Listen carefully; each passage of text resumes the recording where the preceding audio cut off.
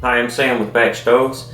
I just got finished doing a 4-part series on dry baking using the 12 centimeter dry baking combo.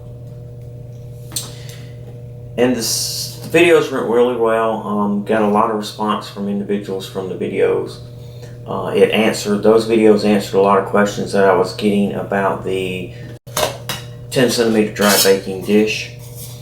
I wanted to try to show people that you can use different type stoves for dry baking, as well as the fact that the dry baking dish is pretty much non-stick.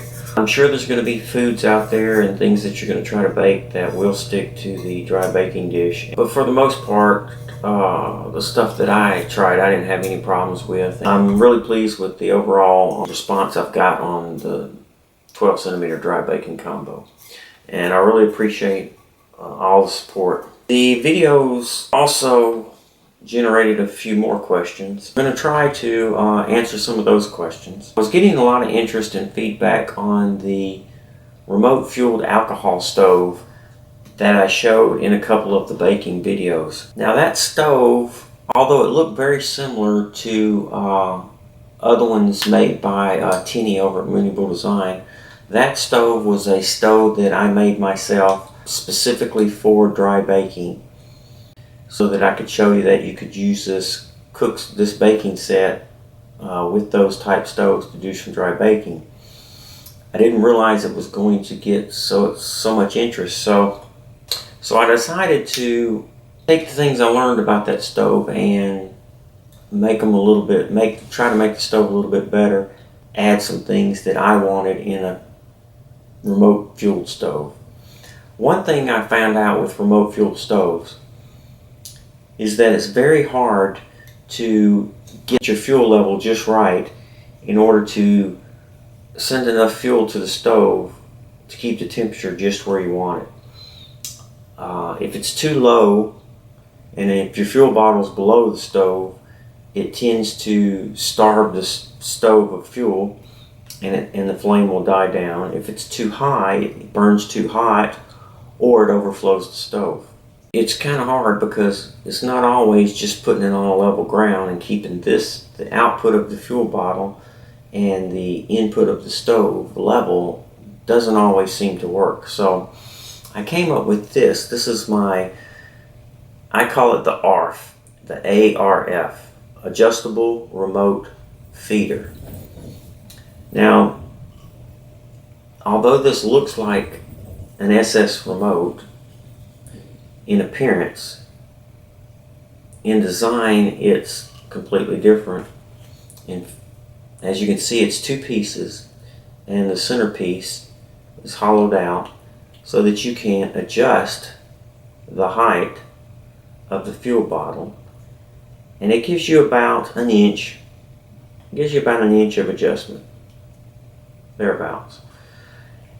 And I found that this worked really well when trying to get the fuel flow just right for baking. I know when you're out in the woods, level ground is not always easy to come by, and you can put stuff under your fuel bottle and what have you, but sometimes you just need that little fine adjustment, and that's what this is for. And it works really well. I'm going to be putting these, I've sold the first batch I made of these. I completely sold all of those. People emailed me, and I sold them that way.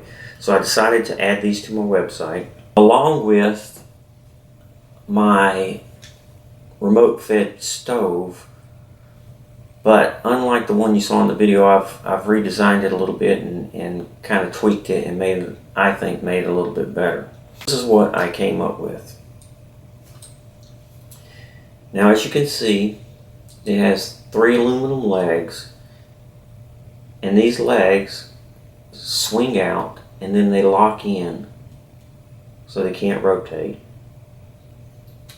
and that gives you a wider base. One thing I found out when doing the dry baking videos is having the legs just straight up, there wasn't really a lot of stability, and having just the diameter of the base, it was a little unstable. So this gives you a wide base It gives you a wider base with the tripod-like situation.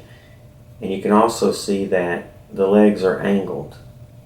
And they're angled for two reasons: to give you a little bit wider base to put your cook pot on, like so. And also so that when you fold them up, you simply slide it down a little bit out of the locking groove and you simply tuck it in. And that way it gives you something narrow. And then you can put this in a case. Now this particular case is just made out of the bottom of a contact lens cleaner bottle. I just simply cut it.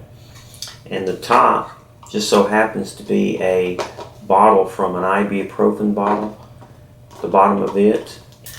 But it simply goes together, and I just simply poked a hole in there, and it's a nice little case. Didn't cost anything, it was free, and it works really good.